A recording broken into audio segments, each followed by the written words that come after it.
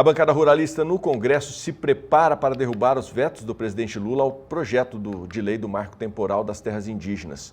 Uma data provável para a votação já foi definida. Confira os detalhes na reportagem.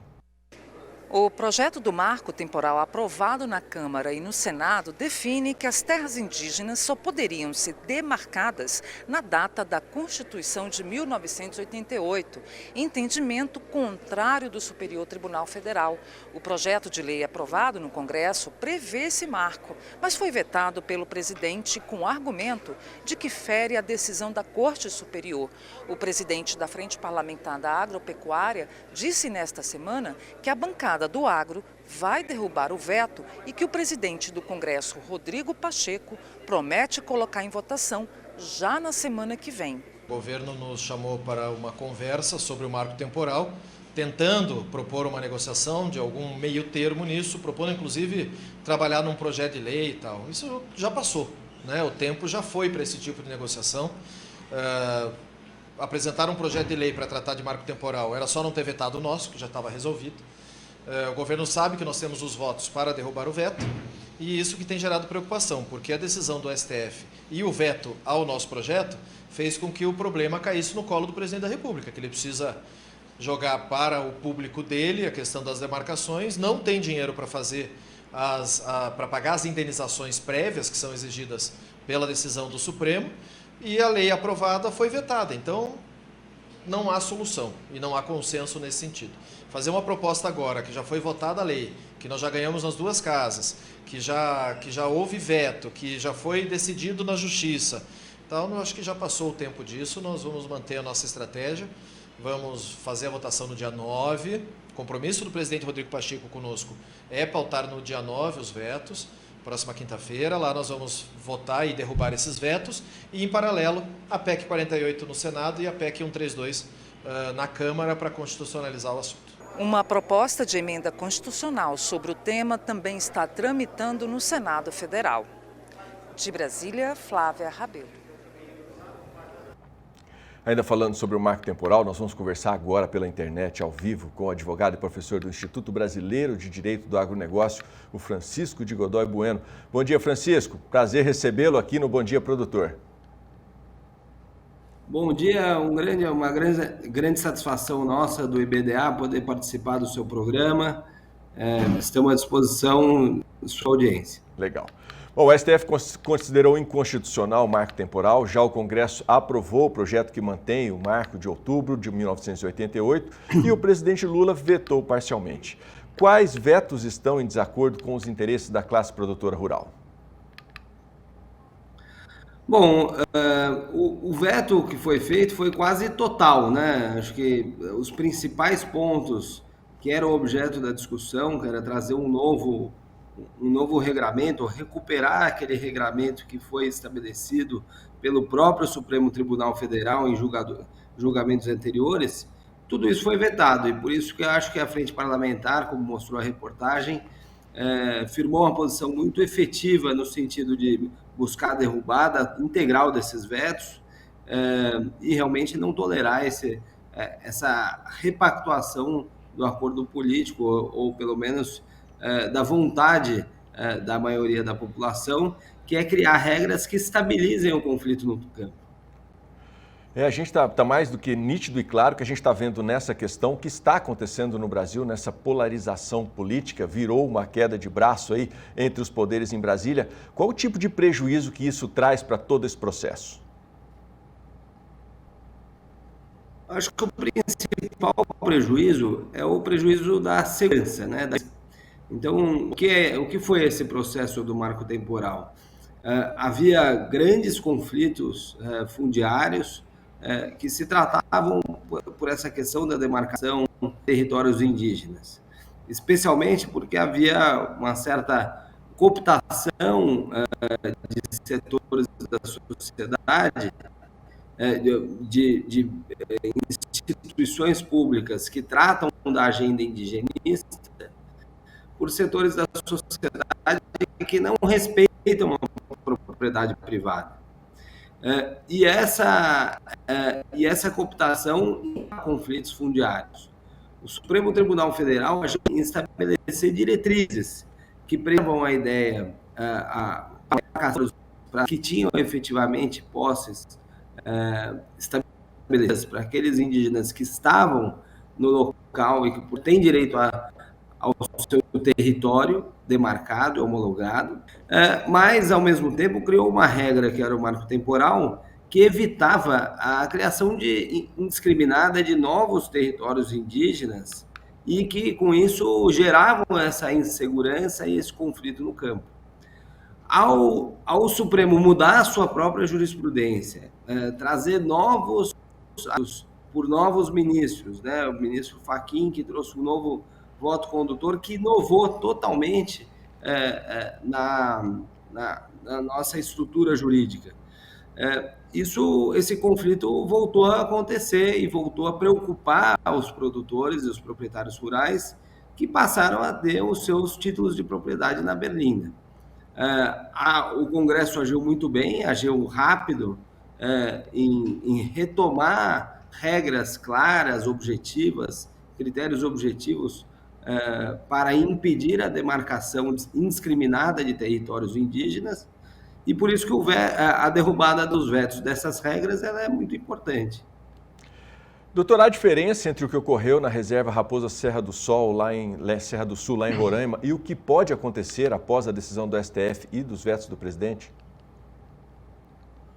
Em primeiro lugar, é importante uma lembrança de que lá na Raposa Serra do Sol, diversos produtores rurais, os famosos arrozeiros, se estabeleceram com suas famílias, criaram vidas, histórias por lá e acabaram expulsos daqueles territórios. Isso foi terrível, é um caso dramático do desenvolvimento brasileiro. Hoje o Estado é dependente da produção de outros estados, ele podia ser exportador líquido, inclusive para o exterior. Então, nós esperamos realmente que o Brasil possa ter aprendido com esse caso para não repetir o drama da Raposa do Sol, até o Estado que luta para se desenvolver. Por outro lado, acho que houve uma ativa importante do Supremo Tribunal de compreender in loco a discussão. Houve várias audiências públicas, houve inclusive inspeção judicial, que permitiu aos ministros do Supremo criarem uma percepção melhor in loco do que estava acontecendo e criar regras novas para evitar que aquele desastre voltasse a acontecer. Essa é a nossa preocupação. Neste julgamento que ocorreu neste ano, infelizmente o Supremo Tribunal Federal agiu pela filosofia, pela teoria, não foi in loco verificar a situação específica dos casos que estavam sendo impactados, e o caso em repercussão geral pode ter, se mal aplicado, se mal interpretado, consequências novamente dramáticas e catastróficas. Estamos hoje no dia 3 de novembro. A próxima reunião para decidir esse assunto será no dia 9 de novembro, a data que está prevista. O senhor acredita que até lá possa haver alguma mudança nesse percurso aí? Ou realmente existe a chance da derrubada dos vetos do presidente? Eu acho que o mais provável é sim a derrubada dos vetos. O Congresso Nacional aprendeu durante o último governo que muitas vezes é preciso, para a manutenção da vontade democrática do Congresso Nacional, a revisão dos atos discricionários do presidente da República. Acho que esse é o funcionamento adequado do sistema de pesos e contrapesos da nossa democracia. De uma certa maneira, o presidente tem sim o poder discricionário ou fundamentado de fazer vetos, e o Congresso tem o poder de revisar os vetos. Assim como a minoria tem direito, eventualmente, de ingressar com a ação direta de inconstitucionalidade se eventualmente entender que partes desse projeto de lei aprovado, ou da lei promulgada, não sejam incompatíveis com a Constituição. Então, na verdade, a consequência disso é que o conflito se mantém, a insegurança jurídica se mantém, o produtor, o proprietário rural continua com bases muito pouco sólidas para a segurança do seu direito de propriedade. Isso porque houve um interesse muito forte de um segmento importante da sociedade em rever as regras que estavam cristalizadas após o julgamento da Raposa Serra do Sol. É um episódio triste para a estrutura jurídica do sistema fundiário brasileiro, mas que certamente o Brasil vai conseguir resolver com democracia, com oitiva das partes envolvidas. É um processo que vai continuar, infelizmente, por mais algum tempo. Diante dessa insegurança jurídica toda trazida para o setor do agronegócio, né, representado aí por esse imbróglio todo, como o pecuarista ou agricultor que está acompanhando o Bom Dia nesse momento pode se resguardar sobre essas desapropriações? Olha, eu preferia ter uma notícia melhor, né? Que o produtor pudesse se focar na sua atividade fim, que é a produção agropecuária, no cuidado do seu rebanho. Agora estamos em época de plantio, mas o que a gente tem visto é que o sistema institucional tem criado custos de transação importantes para a atividade agropecuária e que, por isso, o produtor, além de produzir, ele precisa se capacitar para gerir melhor o seu patrimônio, gerenciar riscos na área fundiária, gerenciar riscos na área ambiental, gerenciar os riscos atinentes ao cumprimento da função social da propriedade, porque o direito de propriedade em si, como aquele poder pleno que se tem sobre os imóveis, ele está em xeque e, por isso, é muito importante que o produtor possa se informar sobre isso, se organizar individualmente, conhecer a realidade da sua propriedade, a origem da sua propriedade, do seu título de propriedade, documentar a sua posse, ter pronto um dossiê da propriedade, ter atualizado os seus cadastros junto aos órgãos fundiários, ambientais, fazendários, e com isso realmente fazer uma gestão da sua propriedade, do risco da sua propriedade, de maneira tão profissional, tão efetiva, como ele faz a gestão das suas atividades operacionais, da sua produção.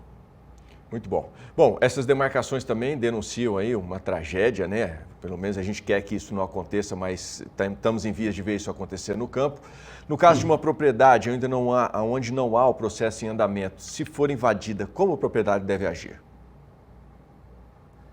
Bom, a primeira orientação que nós temos que dar é que o tempo é o fundamental, né? Quer dizer, a reação tem que ser imediata, tem que ser pronta. E para que a reação seja imediata, pronta, é necessária a articulação com os sindicatos, associações. É preciso que o produtor esteja organizado e mobilizado. É muito importante a atuação conjunta dos produtores. É um momento de dificuldade que o produtor precisa se unir, fortalecer as suas entidades, fortalecer os seus sindicatos, fortalecer as suas associações, para que elas possam auxiliar no caso de uma invasão. É claro que buscar assessoria especializada para poder acionar as autoridades prontamente, a gente tem visto casos recentes em que os governos estaduais têm manifestado claro posicionamento no sentido de tolerância zero às invasões. Recentemente, inclusive, por iniciativa dos parlamentares da CPI das invasões de terra, especialmente o ex-ministro Ricardo Salles, houve o lançamento da Frente Parlamentar Invasão Zero. E o produtor rural deve buscar se informar dessas iniciativas para que, se amanhã tiver algum evento seu ou do seu vizinho, todos possam agir conjuntamente para que haja essa reação imediata. E não permitir que conflitos fundiários se estabeleçam ou se perenizem no tempo. O pior que pode acontecer é não se conseguir uma retomada imediata na propriedade, permitir a consolidação das invasões, e porque isso vai criando dificuldades e tornando a situação ainda mais dramática e mais difícil de se resolver. Doutor, quando o proprietário não concordar com o valor estipulado pelo governo para essa indenização, como que ele deve agir? E o governo tem dinheiro suficiente para bancar esses processos? Evidentemente que não. O governo mal tem conseguido dinheiro para pagar suas contas ordinárias. E mais do que isso, né? Acho que é importante dizer que o que ficou estabelecido no julgamento do Supremo Tribunal Federal é que a indenização será uma exceção. A regra estabelecida pelo Supremo Tribunal Federal seria o reassentamento de produtores situados em territórios indígenas. Por isso, eu posso dizer com tranquilidade que é improvável a tese da indenização. A tese da indenização é uma tese quase que conceitual e que foi estabelecida pelo Supremo Tribunal Federal sem lei que prevaleça, que estabeleça isso, e sem um procedimento para que haja efetivamente a indenização e a desapropriação. Por isso, eu realmente não acredito nessa indenização. Acredito sim que essa foi uma colocação no julgamento que é um verdadeiro engodo para reduzir a resistência política quanto ao resultado do julgamento. Infelizmente, o que tem acontecido é que proprietários rurais e produtores rurais que são afetados pela demarcação de territórios indígenas têm uma dificuldade muito grande para serem reassentados e dificilmente serão indenizados. Doutor, para a gente encerrar então, estamos com um pouquinho de tempo ainda, eu gostaria que o senhor deixasse aí uma mensagem para o telespectador aqui do Bom Dia Produtor em relação a todo esse imbróglio. Bom, acho que a principal mensagem é que, em primeiro lugar, é de atenção, né? Como eu disse, acho que nós vivemos uma situação de crise do direito de propriedade. Foram vários julgamentos que aconteceram recentemente no Supremo Tribunal Federal. Há uma evolução da jurisprudência que é realmente dramática para a preservação do direito de propriedade. A boa notícia, por outro lado, é que nós temos, sim, entidades como a própria Frente Parlamentar, temos parlamentares envolvidos nessa causa e mobilizados nessa causa. Por isso, acho que o principal recado nesse momento é que realmente o produtor possa dedicar uma parte do seu tempo. Nós sabemos que o tempo hoje ele é quase que integralmente dedicado às atividades operacionais para o incentivo ou para esse gerenciamento de riscos, que não são riscos diretamente da propriedade, mas são riscos institucionais e que realmente precisam ser gerenciados com investimento nas entidades, com participação nas associações, com participação nos sindicatos, com participação, com apoio às atividades da Frente Parlamentar da Agropecuária, para que realmente a gente possa passar por essas turbulências, criando um novo regulamento, um novo regramento institucional que privilegie realmente a segurança jurídica, a propriedade privada, o que não é só necessário, como é possível se fazer no Brasil. Felizmente, nós temos um país com uma democracia consolidada, nós temos instituições fortes e é preciso confiar nas instituições, porque elas são a solução possível para esse problema, para que realmente a gente possa ter mais segurança jurídica no campo. E eu tenho real convicção de que nós estamos melhorando nesse sentido, a começar pela consciência dos problemas e, com isso, buscando soluções efetivas para que o produtor possa ter a sua propriedade garantida, se organizar, produzir mais, trabalhar mais e, com isso, gerar o grande benefício econômico e social que o setor tem gerado para a sociedade brasileira.